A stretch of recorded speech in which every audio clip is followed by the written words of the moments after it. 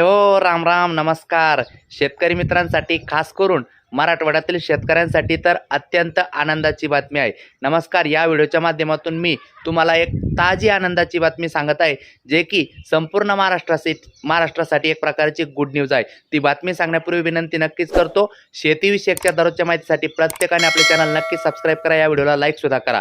मित्रांनो, ताजी आनंदाची बातमी अशी की हवामान खात्याचा दीर्घकालीन अंदाज जाहीर झालेला आहे आणि या अंदाजानुसार संपूर्ण महाराष्ट्रामध्ये आता यावर्षी खूप मोठा पाऊस असणार आहे. देशभरामध्ये 106% पाऊस असणार आहे. तर विभागावाईज विचार जर केला तर कोकण गोव्यामध्ये 107%, मध्य महाराष्ट्र 110%, विदर्भ 109%, तर मराठवाड्यामध्ये 112%. म्हणजे सगळ्या विभागाच्या तुलनेमध्ये मराठवाड्यात अधिक पावसाची शक्यता आहे.